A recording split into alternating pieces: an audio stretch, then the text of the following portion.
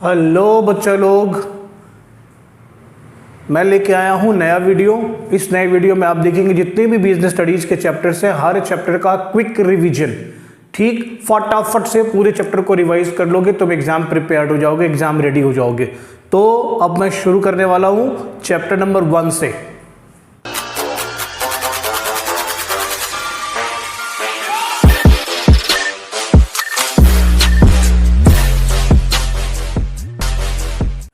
तो chapter number 1 start होता है कहां से? चैप्टर नंबर 1 तुम्हारा है क्या? Nature and significance of management, है ना।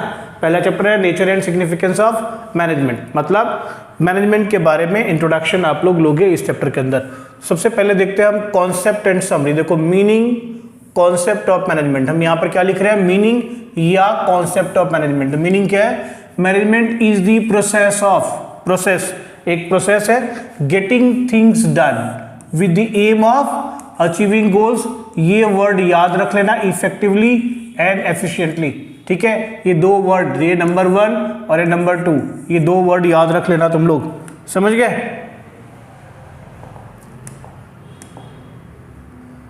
ये दो वर्ड तुम लोग याद रख लेना बढ़िया से। सबसे पहले हो गया मैनेजमेंट क्या है? एक प्रोसेस है।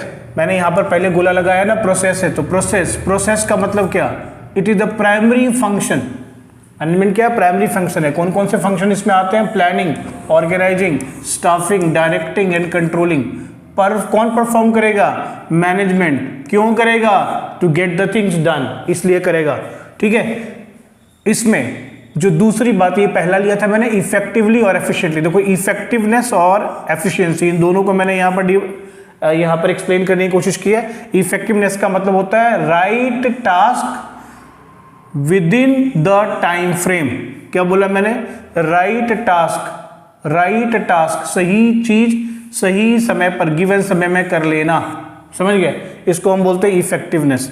Efficiency, completion of task using minimum resources. भाई साहब क्या बोला? टास्क तो कंप्लीट होगा ही होगा, लेकिन रिसोर्सेज इसमें मिनिमम यूज होंगे। मतलब तुम ये लगा लो कि इसका मतलब हो गया कॉस्ट इफेक्टिव। इसका मतलब क्या हो गया? Cost effective. समझ में आई बात? क्या मतलब हो गया? इसका मतलब हो गया कॉस्ट इफेक्टिव। ठीक है, इसका मतलब हो गया cost effective. Alright, cost effective manner में इसको करना है, समझ गए? कॉस्ट इफेक्टिव मैनर में। तो एफिशिएंसी का मतलब टास्क कंप्लीट करो लेकिन मिनिमम रिसोर्स। इफेक्टिव का मतलब राइट टास्क, काम तुमको करने आता है और तुम काम गिवन समय में कर लेते हो, टाइम फ्रेम में कर लेते हो। आगे बढ़ते हैं, डेफिनेशन को देखते हैं, मैनेजमेंट के डेफिनेशन को देखते हैं। देखो, मैनेजमेंट का डेफिनेशन क्या बोला?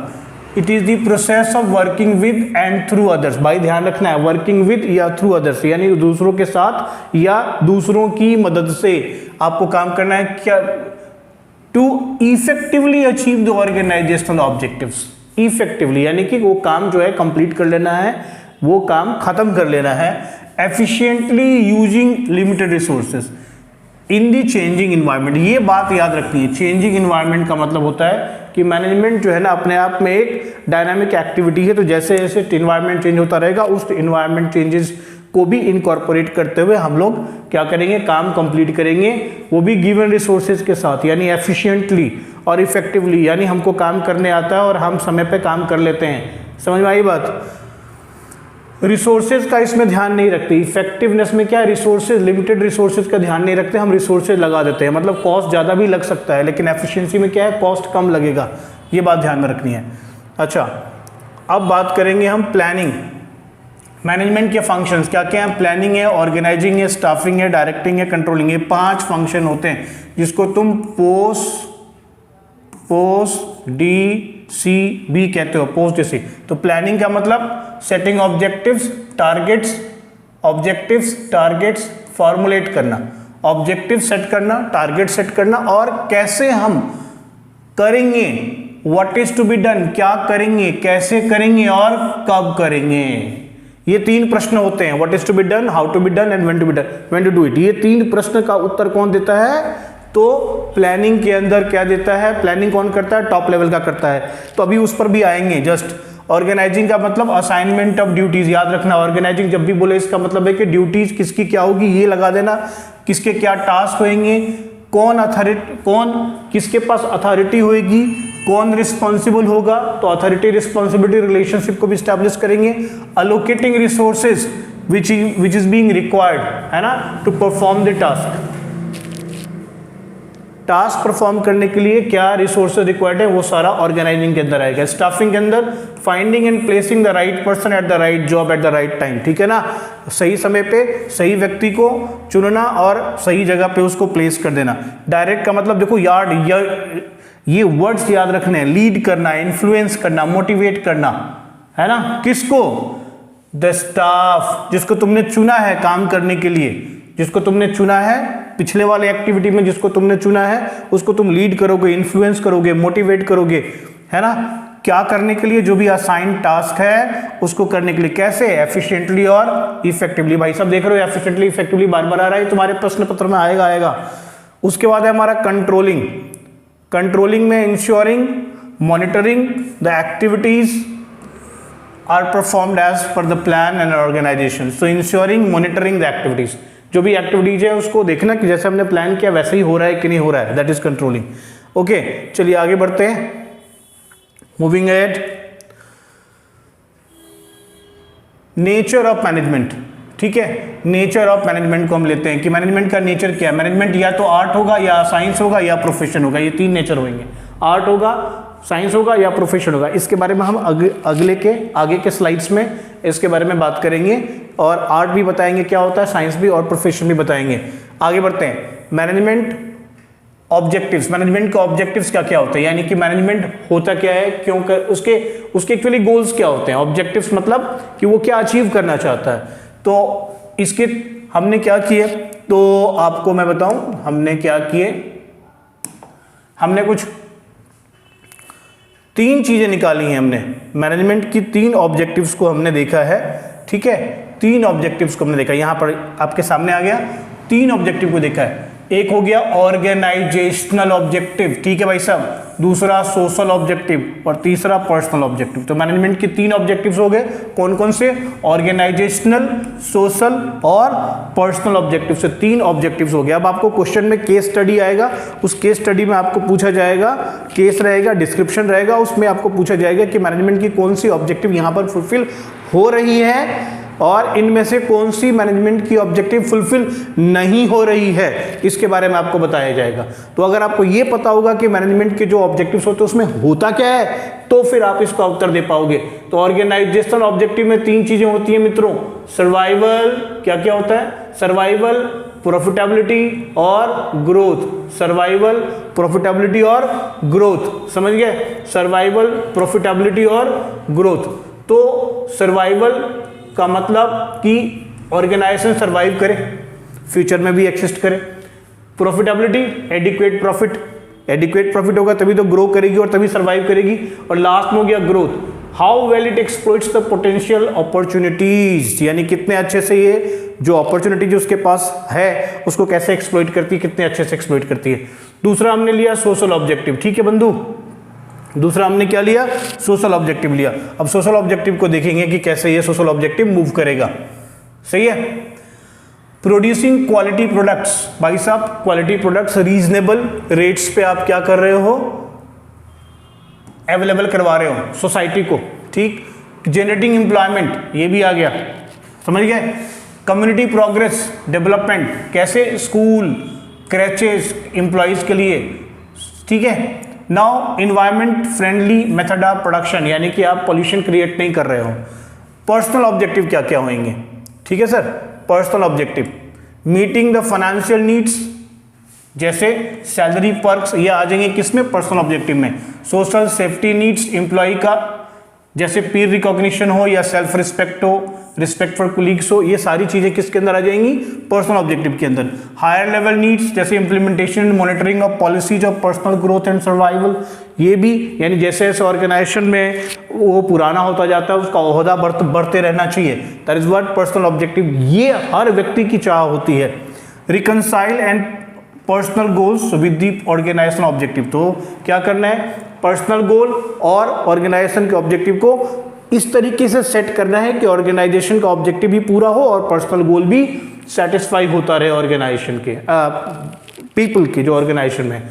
अब बात करेंगे इंपॉर्टेंस ऑफ मैनेजमेंट, यानी मैनेजमेंट का इंपॉर्टेंस क्या है बॉस। तो देखो, अगर मैं इंपॉर्टेंस ऑफ मैनेजमेंट की बात करूं, इंपॉर्टेंस ऑफ मैनेजमेंट की बात करते हैं, aids in achievement of individual and organisational goals, increases efficiency, यानी कि मैनेजमेंट इंपॉर्टेंट किस लिए है, क्यों मैनेजमेंट इंपॉर्टेंट है, क्योंकि ये इंडिविजुअल और ऑर्गेनाइजेशन के गोल को अचीव करने के लिए मदद देती है, एफिशिएंसी बढ़ाती है, ऑप्टिमम यूटिलाइजेशन ऑफ रिसोर्सेज को एनहांस करती है, इंक्रीज करती है, डायनामिक ऑर्गेनाइजेशन क्रिएट करती है। कोई भी मैनेजमेंट ही है जो डायनामिक ऑर्गेनाइजेशन क्रिएट कर पाती है। डेवलपमेंट ऑफ सोसाइटी को प्रमोट करती है, यानी कि सोसाइटी के डेवलपमेंट में ये मदद करती है। ठीक है, अब बात करेंगे लेवल्स ऑफ मैनेजमेंट की। देखो, अभी मैंने बोला था कि डिफरेंट टाइप के डिफरेंट लेवल्स के मैनेजमेंट होते हैं, जिसके बारे में चर्चा करूंगा। तो लेवल देखो, टॉप लेवल। अब टॉप लेवल में मैंने क्या किया, यहाँ पर डेजिग्नेशन भी दे दिया और उसके फंक्शन भी दे दिए, दोनों दे दिए, ताकि तुम आसानी से आइडेंटिफाई कर पाओ। केस दिया हुआ रहेगा, राम का पिता ये काम करता है ऑर्गेनाइजेशन के अंदर, बताइए वो किस लेवल पे काम करता है और उस लेवल पे क्या क्या फंक्शंस होते हैं, ये भी आपसे पूछा जाएगा।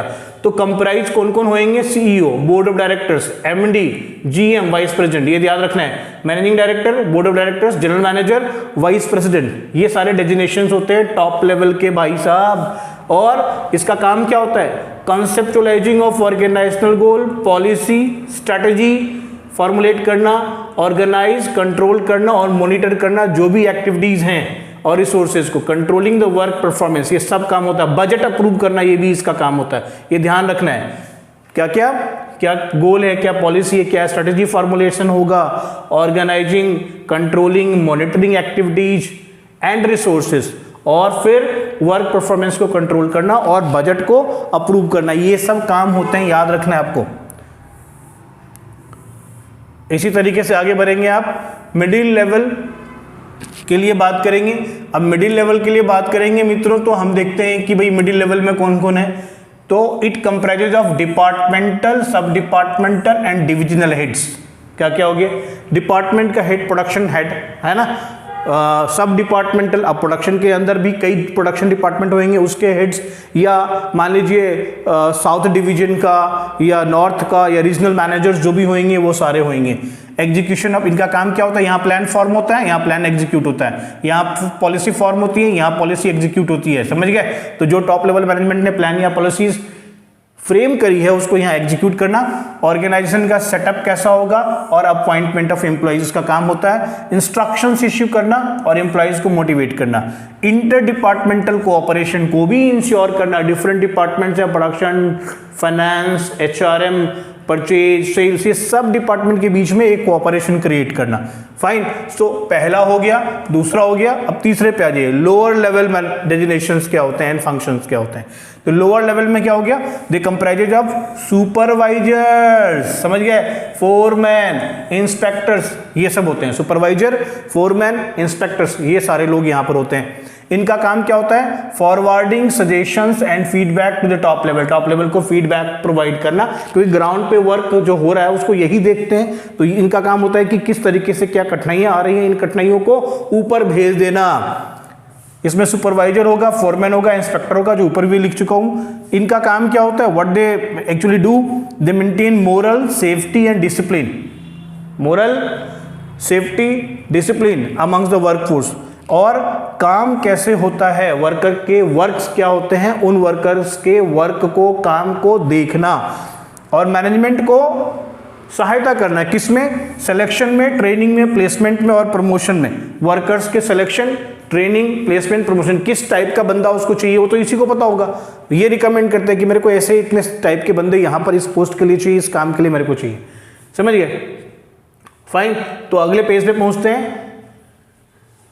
इसमें nature of management, nature of management, अभी मैंने कहा था कि मैनेजमेंट के 3 नेचर होते हैं, आर्ट, साइंस और प्रोफेशन। तो तीनों को ध्यान से देख लेना कि मैनेजमेंट क्या आर्ट है, क्या प्रोफेशन है और क्या ये साइंस है।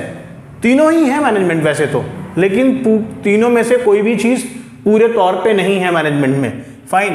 तो आर्ट में क्या क्या चीजें, यहाँ पर आर्ट के मैंने फीचर्स लिख दिए। क्या लिख दिया? Existence of theoretical knowledge. Art में क्या होगा? Existence of theoretical. मैनेजमेंट में भी थ्योरेटिकल नॉलेज होता है। Develop through practical and creative process, बिल्कुल सही बात है, प्रैक्टिस करके ही मैनेजमेंट को डेवलप किया गया हुआ है, तो इस तरीके से आर्ट है। पर्सनलाइज्ड एप्लीकेशन एंड स्किल, हाँ भैया सही बात है, जो तुमने सीखा क्लासरूम में, जो तुमने सीखा उस स्किल को जाकर के क्या करते हो? प्रैक्टिकली अप्लाई करते हो, और वो तुम अपने तरीके से करते हो, किसी दूसरे का तरीका वहां काम नहीं आता। डिफरेंट परिस्थितियां होती हैं डिफरेंट ऑर्गेनाइजेशन के, और तुम अपनी बुद्धि से अपने अर्जित ज्ञान का उपयोग करते हो। समझ गए?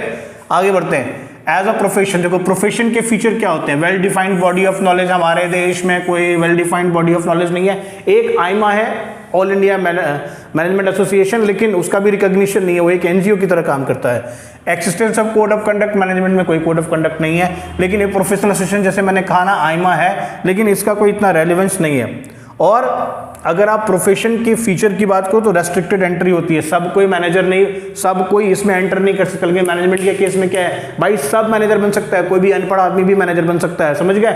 10वीं पास आदमी भी मैनेजर बन सकता है, नहीं पढ़ा हुआ है वो भी मैनेजर बन सकता है। ओके, यहाँ पर कोई ऐसी क्वालिफिकेशन नहीं है कि भैया तुमको, अगर तुम क्वालिफाइड हो, सीए हो, सीएस हो, या LLB किया हुआ है तभी तुम बनोगे, मेडिकल किया हुआ तभी तुम डॉक्टर बनोगे, ऐसा यहाँ पर कुछ भी नहीं है ना। यहाँ पर ये भी नहीं है fees as remuneration for their services.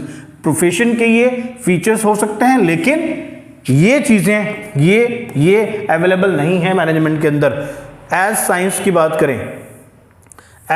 बात करें, तो साइंस का क्या होता है फीचर? तो arranged, organised, systematic body of knowledge होता है। कहीं पर भी ये well defined body of knowledge होता है, सिस्टमेटाइज्ड बॉडी ऑफ नॉलेज होता है। यूनिवर्सल वैलिडिटी इसकी होती है, यानी दुनिया में कहीं भी जाओगे H2O तो H2O ही रहेगा ना यार, बदल तो नहीं जाएगा। CH4 तो CH4 ही रहेगा, ये नहीं बदलेगा, ये हर जगह सेम रहेगा। समझ गए? कॉम्पोजिशन ऑफ वाटर सेम रहेगा, कॉम्पोजिशन ऑफ एयर सेम रहेगा। प्रिंसिपल्स बेस्ड ऑन एक्सपेरिमेंटेशन, बिल्कुल सही बात है, ये थोड़ा सा मैच करता है मैनेजमेंट से, प्रिंसिपल बेस्ड ऑन एक्सपेरिमेंटेशन। बाकी यूनिवर्सल वैलिडिटी कुछ हद तक है, लेकिन पूरा नहीं है, ठीक है। और arrange, organise, systematic body of knowledge बनने की कोशिश की जा रही है, वैसे ये भी इतना है नहीं। कंडीशंस, ये इसको देखेंगे तो मजा आ जाएगा आपको।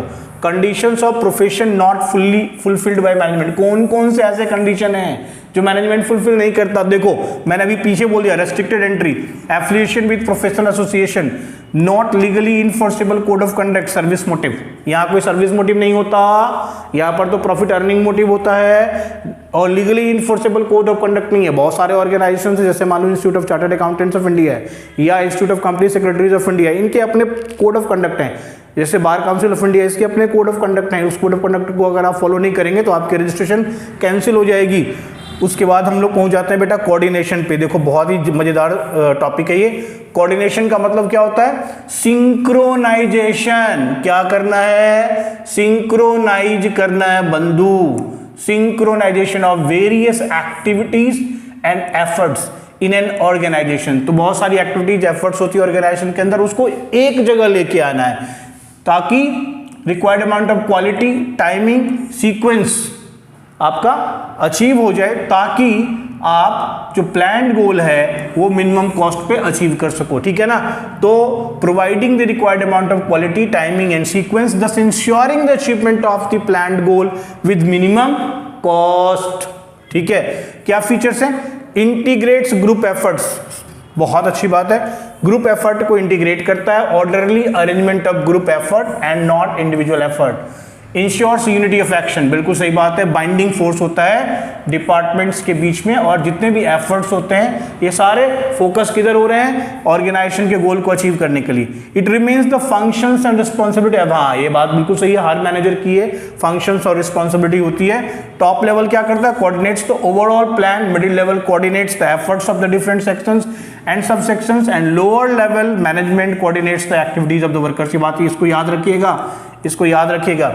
Functions and responsibility of every manager होगा। कैसे होगा? तो जो टॉप लेवल कोऑर्डिनेट करेगा ओवरऑल प्लान को, मिडिल लेवल कोऑर्डिनेट करेगा efforts of the different sections and sub sections, lower level manage करेगा, लोअर लेवल मैनेजमेंट जो कोऑर्डिनेट करेगा activities of the workers. Now, और कोऑर्डिनेशन क्या होता है? एक डेलिबरेट फंक्शन होता है, जानबूझ करके की गई हुई फंक्शन होता है। ये स्पॉन्टेनियसली नहीं होता बच्चों, ये स्पॉन्टेनियसली नहीं होता, ना ही ये बाय फोर्स अचीव कर सकते हो। ये डेलिबरेट होता है, ये जानबूझ करके सिस्टमेटिकली ये एक्शन लिए जाते हैं कोऑर्डिनेशन के। अगले पेज पे पहुंचते हैं। नीड फॉर कोऑर्डिनेशन, क्या आवश्यकता है यार, क्या आवश्यकता है, नीड जरूरत क्या है, नीड फॉर कोऑर्डिनेशन क्या है, आपको कोऑर्डिनेशन की आवश्यकता ही क्यों होती है? क्योंकि पहली बात, growth in the size of the organisation results in the increase in the varied quality of manpower too with varied individual aspirations. तो इसलिए कोऑर्डिनेशन जरूरी है, ठीक है। जैसे जैसे आपको ऑर्गेनाइजेशन बड़ा होगा वैसे वैसे मैन पावर आपके बढ़ेंगे, हर एक के अपने अपने एस्पिरेशंस होते हैं, तो कोऑर्डिनेशन यहां आवश्यक है। क्या करेगा? Match the individual goal with the organisational goal. क्या करेगा कोऑर्डिनेशन? इस केस में कोऑर्डिनेशन क्या करेगा? तो इंडिविजुअल गोल को ऑर्गेनाइजेशनल गोल के साथ मैच कराएगा। फंक्शनल डिफरेंशिएशन, देखिए डिफरेंट डिपार्टमेंट्स हैं, हर डिपार्टमेंट के अपने अपने डिवीजन के अपने अपने फंक्शंस हैं, इस तरीके से ये सारे क्या हैं? डिफरेंट हैं। जब ये सारे डिफरेंट हैं तो इनको कोऑर्डिनेट करने के लिए इनको कोऑर्डिनेट करना जरूरी है। ये एक दूसरे से आइसोलेशन में काम नहीं करेंगे, तो इनको क्या करना है? आयरन आउट दीज वेरिएशंस, इनके बीच जो वेरिएशंस है, जो डिफरेंसेस है, इसको क्या करना? Iron out. जैसे कपड़े तुम्हारे सीधे हो जाते हैं ना, जैसे ही तुम मुचुरे हुए कपड़े को ऊपर प्रेस करते हो, तुम्हारे कपड़े जो है ना एकदम सीधे हो जाते हैं, और पहन के फिर तुम चले जाते हो पार्टी में यार, हाँ ठीक है, पार्टी में जाया करो। स्पेशलाइजेशन जो है ना, इससे क्या होगा? सुपीरियरिटी की फीलिंग आएगी, है ना, प्रायोरिटी की फीलिंग आएगी, है ना, ठीक है। कोऑर्डिनेशन से क्या होगा? मान लो अगर कोई स्पेशलाइज्ड है तो उससे क्या होगा? उसको सुपीरियरिटी की फीलिंग आएगी, प्रायोरिटी की फीलिंग, प्राथमिकता मेरे को दो, तो प्रायोरिटाइज करो उसको, है ना। लेकिन कोऑर्डिनेशन अगर अवेलेबल है तो seeks to sequence and integrate all the specialist of activities into wholesome effort. समझ में आ रही बात? यानी अगर कोऑर्डिनेशन होगा तो जितने भी एक्सपर्ट्स हैं, जितने भी स्पेशलाइज्ड हैं, इन सब को एक जगह लेके आएगा, सारे एफर्ट को एक जगह इकट्ठा करके रखेगा। इंपॉर्टेंस देख लेते हैं, कोऑर्डिनेशन का इंपॉर्टेंस क्या है? तो कोऑर्डिनेशन का इंपॉर्टेंस हमारे लिए सिंपल है कि ensure unity of action, erases inter departmental conflicts, promotes harmonious implementation of plans, ठीक है। ये सब के मीनिंग आसानी से समझे जा सकते हैं, और helps in maintaining a high degree of moral among employees. और सबसे अंतिम बात जो ध्यान में रखने वाली है कि coordination is the essence of management. How? Coordination is the essence of management. Coordination essence of management कैसे होगा?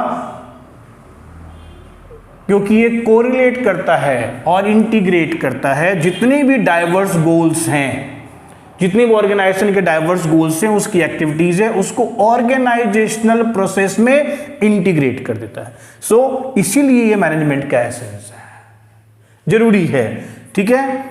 It is needed at all management function, ठीक है ना, चाहे वो प्लानिंग का फंक्शन हो, चाहे वो प्लानिंग का फंक्शन हो मित्रों, चाहे वो, है ना, चाहे वो ऑर्गेनाइजिंग का हो, चाहे वो स्टाफिंग का हो, डायरेक्टिंग का हो, कंट्रोलिंग को। ध्यान से देखना है, प्लानिंग में कोऑर्डिनेशन का क्या मतलब है?